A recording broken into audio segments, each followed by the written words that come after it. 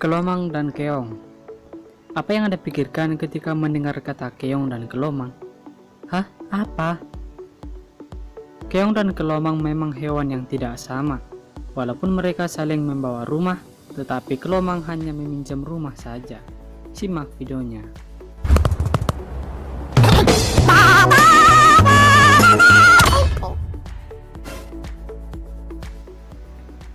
Kita seringkali mengira keong dan kelomang adalah hewan yang sama.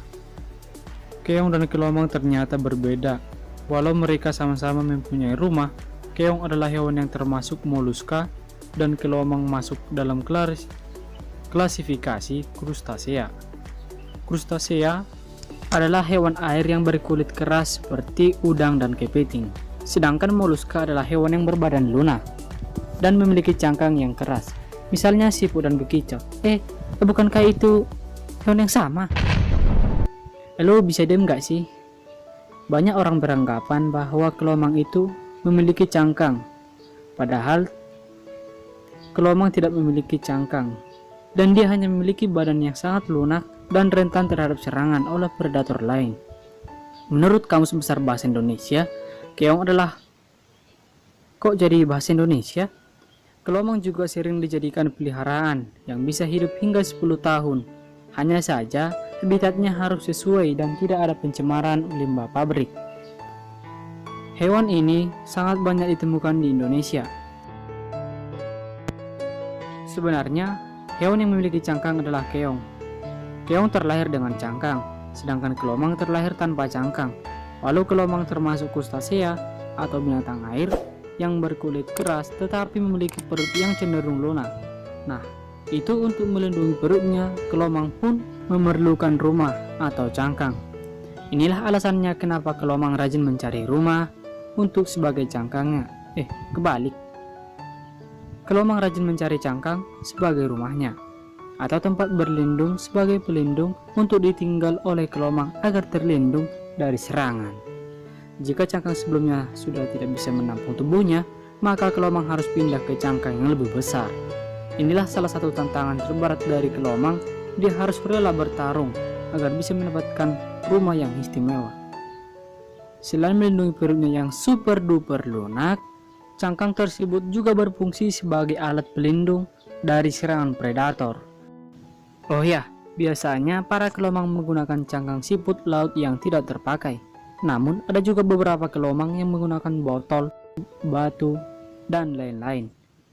Kelomang itu terbagi menjadi dua, kelomang darat dan kelomang air. Kelomang air hidup di air asin atau air laut. Biasanya, para kelomang memilih tempat di perairan dangkal dan garis pantai.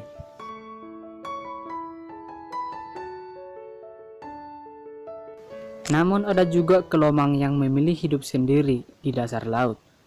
Mungkin dia diusir ya? Resih banget sih lu. Gak boleh gitu dong. Kelomang darat biasanya hidup di daerah tropis. Ya iyalah, masa di udara? Meski begitu, kelomang darat tetap harus ke dalam air untuk bereproduksi. Lalu, larva kelomang darat pun harus hidup di dalam air. Menurut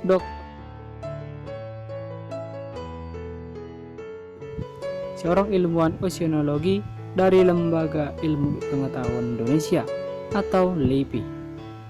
Kelomang sendiri memiliki 10 kaki. Sepasang kaki depannya selalu membentuk capit. Untuk apa? Untuk memegang dan menyerang mangsa. Itu pun kalau ada. Kaki lainnya ada yang berfungsi sebagai organ untuk bergerak, dan ada juga yang berfungsi untuk membersihkan tubuh. Tapi yang paling tidak disangka, ada juga kakinya hanya diam saja saat dia istirahat, entah kerja kek, apa kek, nyari duit, berdapat rumah. Apakah kau punya rumah? Di kampung kami tidak ada. Tidak ada. Tidak ada. Tidak ada. Tidak ada.